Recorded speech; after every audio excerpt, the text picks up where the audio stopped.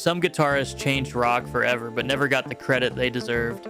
Let's crank it up and honor 30 legends who shaped the music we still cherish.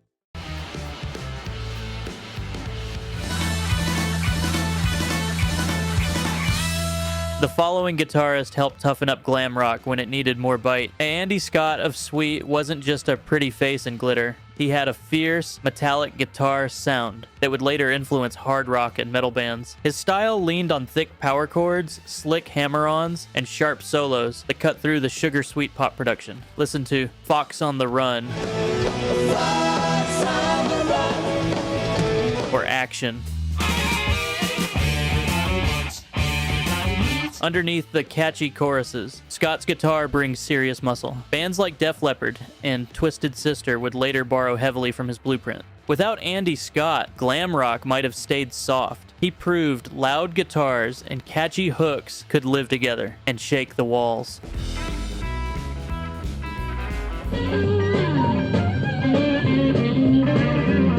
Fleetwood Mac's journey from a blues band to a rock powerhouse owes a lot to Danny Kirwan. Before the Buckingham Nicks era, it was Kirwan's melodic guitar work that helped reshape the band's sound. His tone was crisp, emotional, and perfectly controlled. Never flashy, but always memorable. Give a listen to Albatross, where his playing weaves gentle, flowing melodies that still sound timeless. Later, on Dragonfly, you can hear his growing influence, blending dreamy textures with aching emotion. Kirwan showed that less really could be more. His focus on mood and melody paved the way for Fleetwood Mac's later success, and influenced countless soft rock and pop rock guitarists who followed. You know, there's this famous story that always gets me. Jimi Hendrix once heard Terry Kath play and said, "That guy's better than me." And he meant it. You listen to early Chicago, before the ballads, before the horns took center stage, and you'll hear Terry unleashing pure, controlled chaos on that guitar. Take 25 or 6 to 4. That solo, it doesn't just shred, it breathes, climbs, falls, and hits you in the chest. He used a Fender Telecaster with a Gibson humbucker jammed in there, and somehow made it sing like both. You could hear soul, jazz, even Hendrix in his phrasing, but it always came out Terry. If you watch a clip of Chicago at Tanglewood in '70, you'll see Terry ripping through a solo with one hand on the neck, the other waving in the air like he's conducting electricity. No pedals, no tricks, just feel. It wasn't polished, but man, it was alive. That moment stuck with me. If this hit you like it hit me, let it stick. Like and subscribe. Alex Lifeson has always been the quiet craftsman behind Rush's towering sound. While Neil Peart wrote the lyrics and Geddy Lee commanded the high vocals and bass lines, Lifeson was there weaving guitar parts that gave the band its sonic depth. He didn't compete for space. He carved out his own. Early tracks like Anthem and Working Man had grit and bite, but as the band matured, so did his approach. By the time they reached albums like Moving Pictures and Hemispheres, Lifeson had developed a style rooted in atmosphere. His use of chorus and delay became signature, adding width and texture that elevated every track. In Limelight, his solo soars, but it never overshadows. It fits. That was his genius. He never needed flash to impress, and maybe that's why so many guitarists admire him. Lifeson didn't just play the song, he built the space it lived in. Michael Schenker was just 17 when he played lead guitar on the Scorpions' debut album, Lonesome Crow, released in 1972. Even at that age, his tone and phrasing were far beyond his years. When he joined UFO shortly after, he became the engine behind some of their most iconic work. His solo on Rock Bottom, especially the live version on Strangers in the Night, is still considered a high watermark in hard rock guitar playing. Schenker's style was all about balance.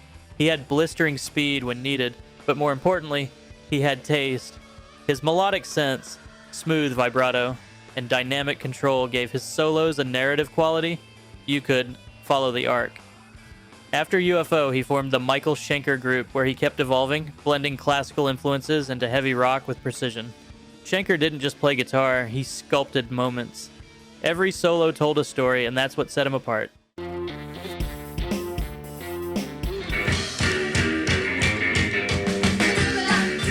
Ricky Wilson created one of the most original guitar sounds in rock history. With the B-52s, he used unusual tunings and even removed strings from his guitar to build their strange, danceable sound. Listen to Rock Lobster, those twanging, surfy riffs and jagged rhythms. Don't sound like anything else from the era. Wilson's parts weren't about flashy solos. They were about driving the song's energy without a bass player. On Private Idaho, his wiry, off-kilter chords create a manic tension that defines the track. Wilson's approach showed future alternative bands that guitar playing could be playful, angular, and completely free from traditional rock rules.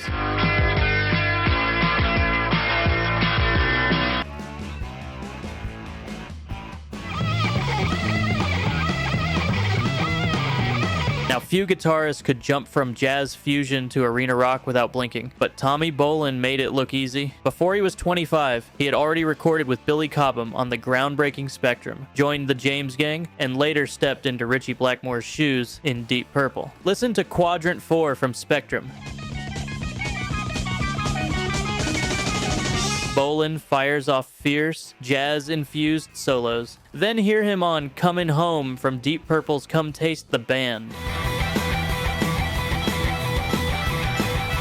where he grooves with heavy swagger. His solo album Teaser showed even more range, blending funk, blues, and psychedelia. Bolin's fearless mixing of genres opened the door for future guitarists who refused to be boxed into one style.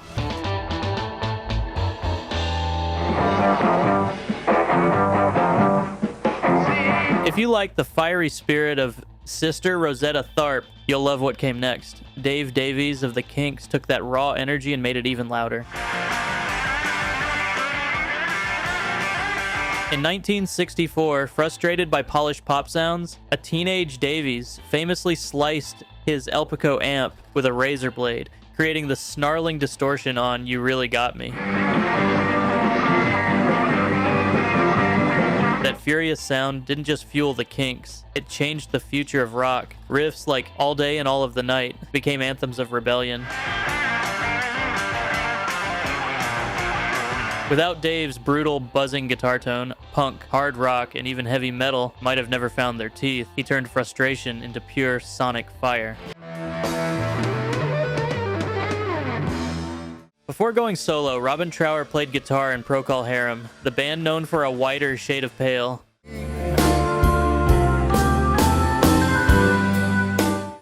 But Trower wasn't in it for the Baroque pop.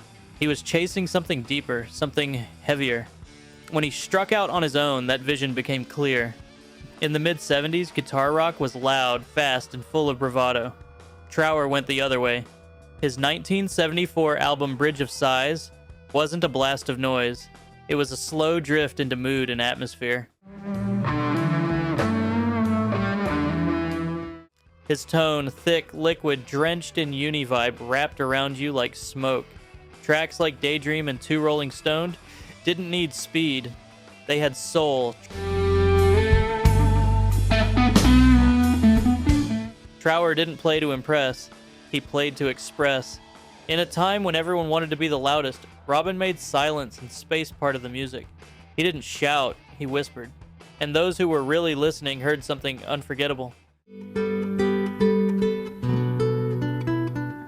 As the guitarist for Yes, Steve Howe didn't just play guitar, he opened up entirely new textures in progressive rock.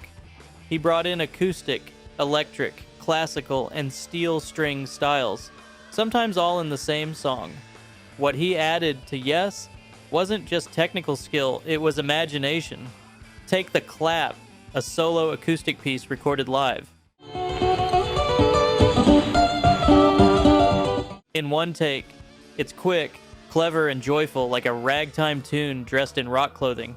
Then jump to Siberian Kotru or Roundabout, where he layers country bends, jazz flourishes, and classical phrasing into arrangements that still hold up 50 years later.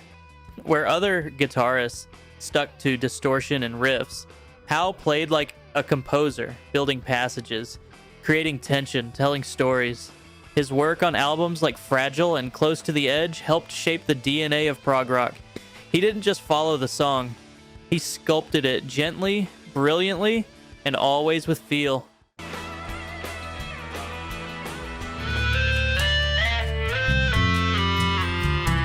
Without Mike Campbell, American rock radio would sound very different. His guitar work shaped classics like Refugee, American Girl, and Running Down a Dream.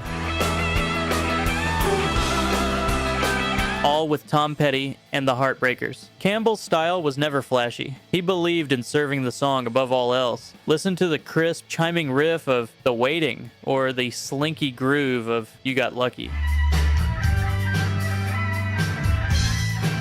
Each part perfectly fits the mood without wasting a note. Beyond Petty, Campbell's work with Stevie Nicks and Don Henley shows his ability to slip into any song and make it timeless. His understated brilliance influenced countless guitarists to realize that feel and melody matter more than speed. Get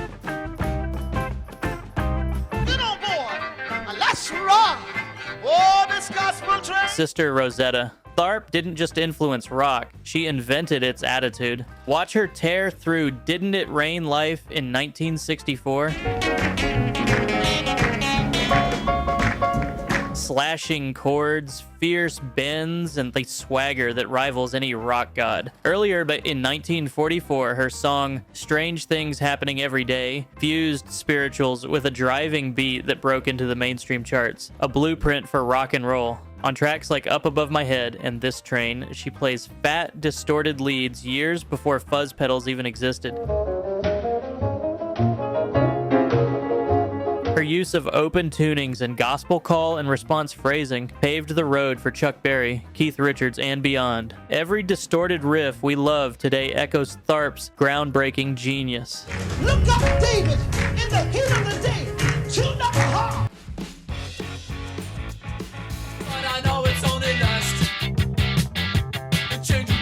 Another Andy who shook up the rock world is Andy Gill from Gang of Four. Instead of flashy solos, he used sharp stabbing riffs that left space for the rhythm to breathe. Listen to his playing on Damaged Good. The guitar sounds like it's slicing through steel. Gill's dry, percussive tone was revolutionary, breaking away from the blues-based traditions most rock bands still followed. Then check out To Hell with Poverty, where he turns simple chords into pure tension and release. His stripped-down rhythmic attack influenced generations of bands, from R.E.M. to Red Hot Chili Peppers. Without Gill, post-punk's jagged, edgy sound would never have hit as hard.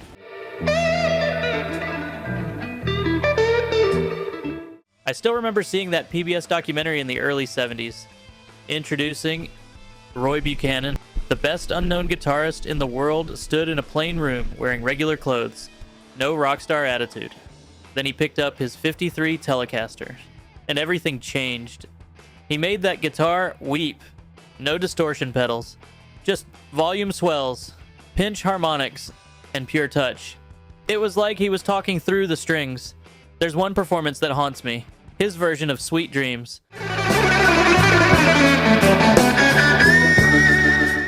Slow, aching, full of space. You could hear the sorrow in every note. Roy wasn't just playing music, he was exercising something. He struggled. Alcohol, depression, never really fitting in with the industry. He turned down joining the Rolling Stones too, just like Rory. Maybe he was too pure for all that. His death in 1988, under mysterious circumstances in a jail cell, still doesn't sit right. But his playing, that truth, it stays with you.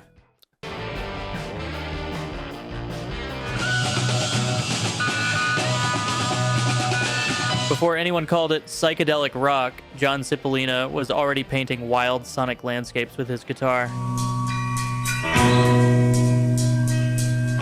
At the Fillmore shows, his shimmering, vibrato-heavy sound became the emotional core of Quicksilver Messenger Service. Cipollina didn't rely on distortion. He built swirling textures using custom twin amps with massive tremolo and reverb settings. Songs like Pride of Man showcased his melodic, almost vocal phrasing. Mona captured his fearless improvisation.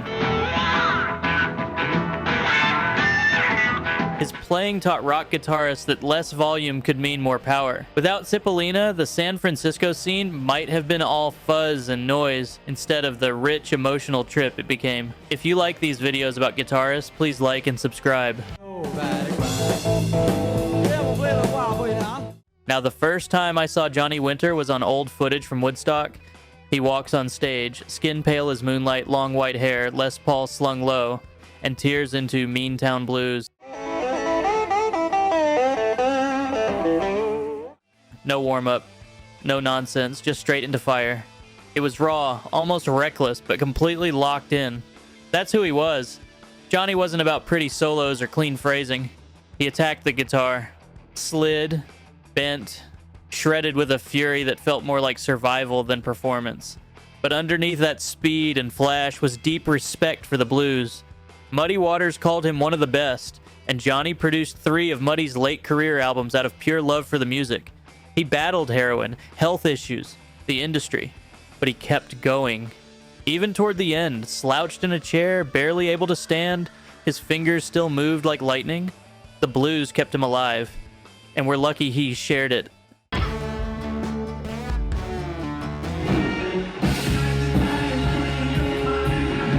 When Marquee Moon hit the streets in 1977, nothing sounded like it. The guitars were sharp, clean, and layered like architecture, and Richard Loyd was a huge reason why. Alongside Tom Verlaine, Loyd crafted intricate parts that danced around each other, pushing punk into something smarter and more musical. Listen closely to his work on Venus. The way his rhythm lines carry the song underneath Verlaine's leads is masterful. On See No Evil, Loyd's crisp, chiming tone cut straight through. He helped invent the sound that post-punk and indie rock would chase for decades. Without Loyd, punk guitar might have stayed raw and messy, instead of evolving into an art form.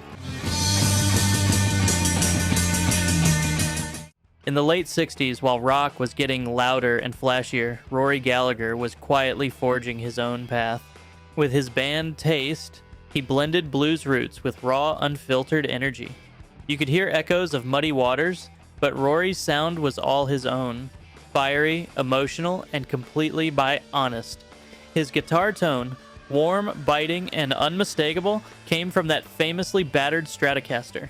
It wasn't flashy gear, it was heart and hands. Songs like A Million Miles Away carried a kind of longing that stuck with you. And live, he was sweat, soul, and sincerity. No ego, just music. In 1975, Rory Gallagher jammed with the Rolling Stones after Mick Taylor left. He bonded with Charlie Watts, but Keith Richards was absent. Unable to wait, Rory left a note and flew to Japan. Some say he turned them down, but really the chance slipped away. Maybe that's why his music still hits so deep. Maybe it would rain. Watch Live at the Agora from the late 70s, and you'll see Frank Marino in his element, locked into a solo, eyes half closed, channeling something otherworldly. With Mahogany Rush, he built a reputation for extended improvisational pieces that felt more like meditations than songs. Early on, critics labeled him a Hendrix imitator. It's true, Hendrix was a major influence. Marino even claimed a spiritual connection after a psychedelic experience as a teenager. But what followed was uniquely his. His phrasing was fluid, his tone thick and vocal-like, and his delay-drenched solos seemed to stretch time itself. His live version of Dragonfly is a masterclass in tension and release. Every bend, every sustain feels intentional, alive. Joe Bonamassa once called him one of the most criminally underrated players of all time. And he's right. Marino didn't chase trends or radio play. He just played.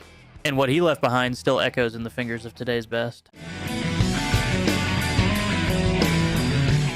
Buck Dharma, born Donald Roser, was the guitar mastermind behind Blue Oyster Cult, active since the band's formation in 1971.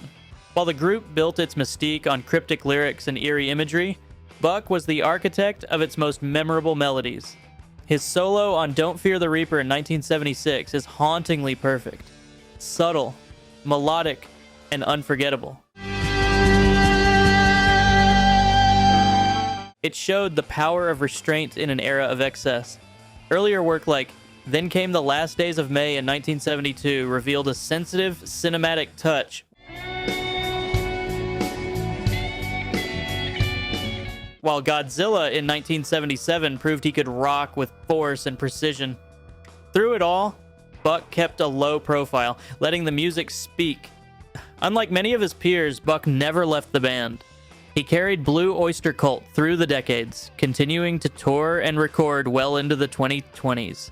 Still active, still sharp, Buck Dharma remains one of rock's most enduring and underrated guitar voices. How is this man missing from Rolling Stone's 100 Greatest Guitarists list? He practically redefined speed in blues rock without losing a shred of feel. Yeah, we know the legends: Hendrix, Clapton, Richards. But what about the unsung guitar masters? Let's spotlight 10 underrated geniuses who helped shaping rock but never got the mainstream fame they deserved. Number 1 might not be a household name in the US, but in Europe, Gary Moore was a legend. His versatility was incredible. Rock, blues, metal, even jazz. One moment, he'd be pouring his soul into a slow, aching ballad, and the next, shredding at blistering speed. His technique was flawless, but more importantly, every note carried emotion.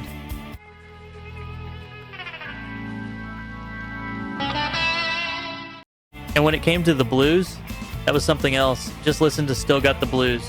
His phrasing, sustain, and sheer intensity made it unforgettable. Despite his success in Europe, Moore never quite broke through in the US like some of his peers. But does that make him any less great? Not a chance. I don't believe in a best guitarist ever, but his name deserves to be spoken alongside Hendrix and B.B. King. Overlooking his legacy would be a disservice to one of the most gifted musicians of his time.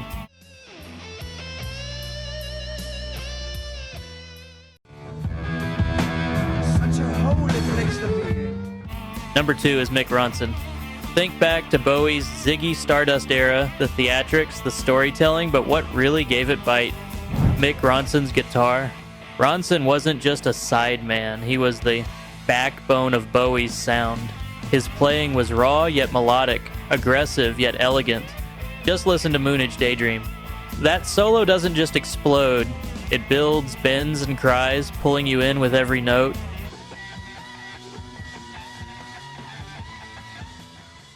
Or take Suffragette City. That chugging riff gives the song its punch. In Rock and Roll Suicide, his swelling chords make Bowie's vocals soar. Ronson didn't rely on speed or flash. His magic was in the phrasing, the sustain, the way he made every note count. Without Ronson, Bowie's music in those years wouldn't have had the same fire. Bowie was the star, but Ronson, he was the force that made it all hit harder.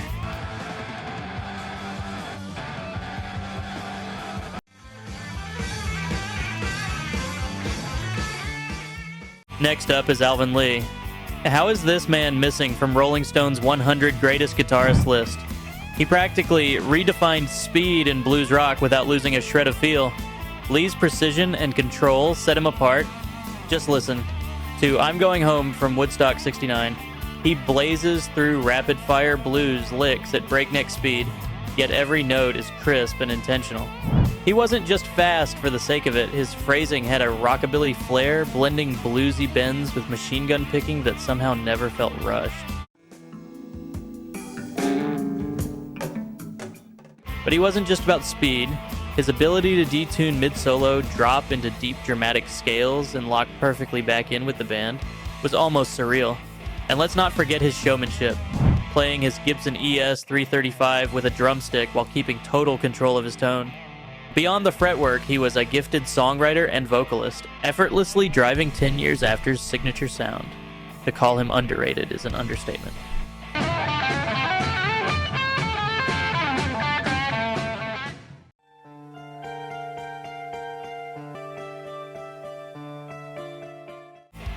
Moving on to number 4, Steve Hackett.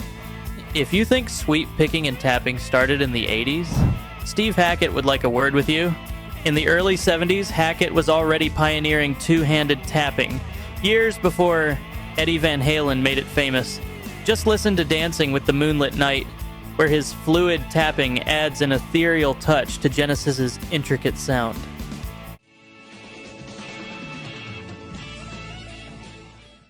In his solo on Firth of Fifth, that's a masterclass in phrasing.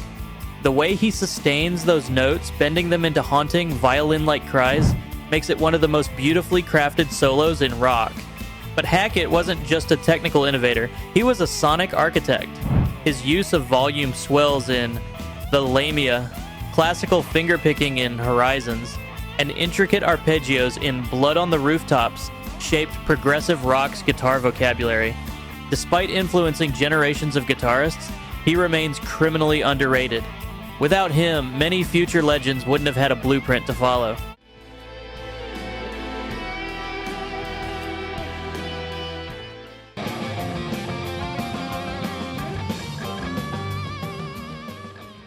Number 5.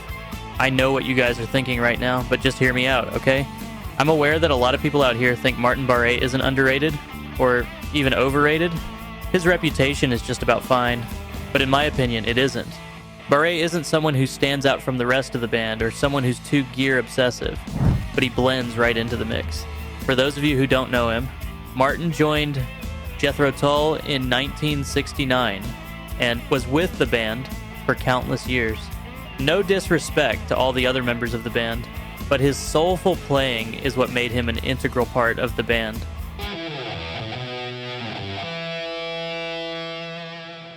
It's true that Anderson wrote most of the material, and the band will always be associated with him and his flute. Heck, even the song credits almost always belong solely to Anderson, which is sad, of course. Because you really can't ignore the part Martin Barre played in putting Jethro Tull on the map. I know I still won't be able to change the minds of some people, but it felt worth it for me to talk about an incredible guitarist like him.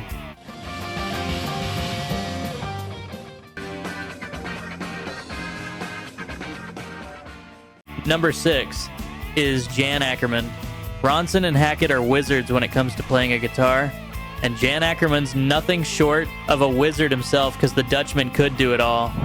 His smooth and quick transitions were what made him so good. One minute you'll see him fingerpicking with insane levels of precision, and the next he was blessing our ears with a blazing rock solo.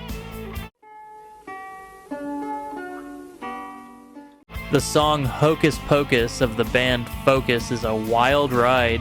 It has everything you expect from a rock song, but it also has Akkerman killing it with the guitar. Heck, he's playing that guitar like there's no tomorrow.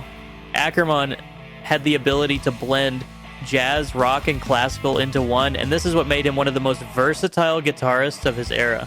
Unlucky for him that he wasn't born in the US or the UK, because if that had happened, I'm sure Jan Akkerman would have been a household name.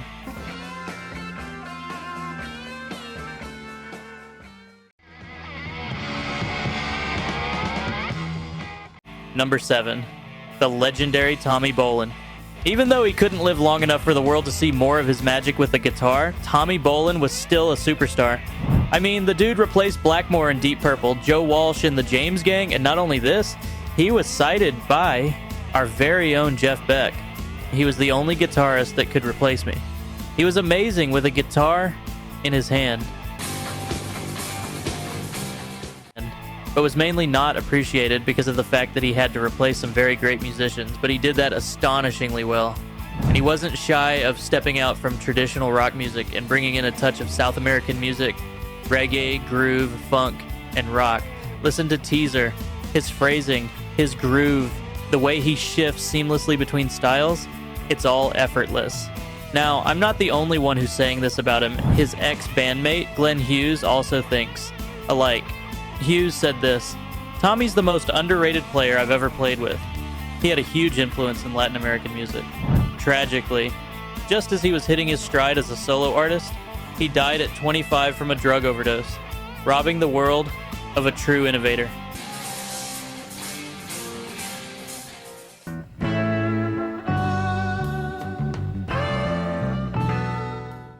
Number 8 is Jeff Beck. People always talk about Jimmy Page, Jimi Hendrix, and Pete Townshend But Jeff Beck was just as groundbreaking. What set Beck apart was his ability to make the guitar speak.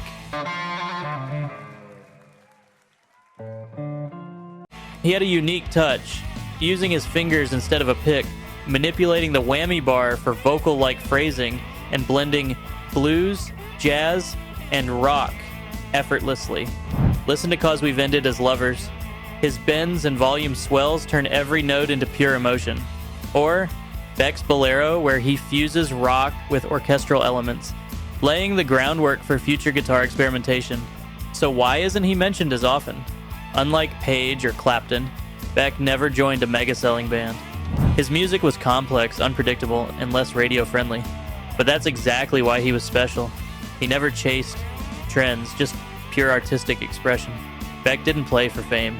He played because music was his language, and few spoke it better.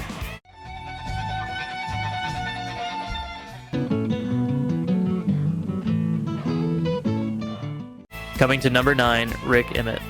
Many of you admire multi-talented people like David Gilmour from Pink Floyd and James Hetfield from Metallica, the giants of music who excelled in all fields, including singing, songwriting, and guitar playing. But they are not the only ones who hone their talents. Rik Emmett is just like these musicians, just not as popular and recognized, which I think is a shame. His band Triumph saw a lot of success in the 80s with Emmett's creative vision and guitar solos. His solo album Handiwork, in title and meaning, proved its worth with gaining traction in the industry. However, Emmett's personal life conflicted with his professional one, and his love for classics became his Achilles heel. His skill deserves more fame, especially when he is still thriving for his music today, despite battling with his health. A true musician indeed.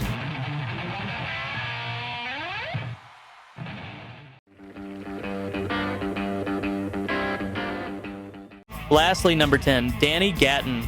Let me tell you about Mumbai, the world's greatest unknown guitarist. The irony is that this title became more famous than his actual playing. Danny Gatton, you deserved better. Gatton wasn't just fast, he was surgical.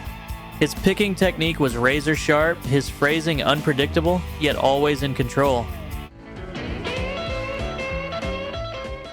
His album The Humbler is a masterclass in guitar wizardry, where he seamlessly blends lightning speed country licks with jazz, blues, and rockabilly, all while making it look effortless.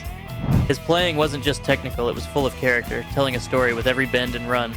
He even created his own genre, redneck jazz, a fusion of country twang, bebop fluidity, and rock aggression.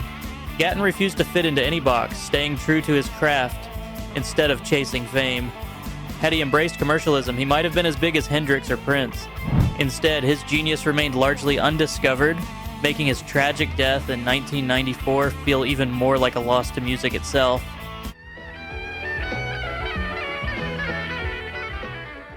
So, there you have it. The guitarists who were very influential, but never got the respect they deserved.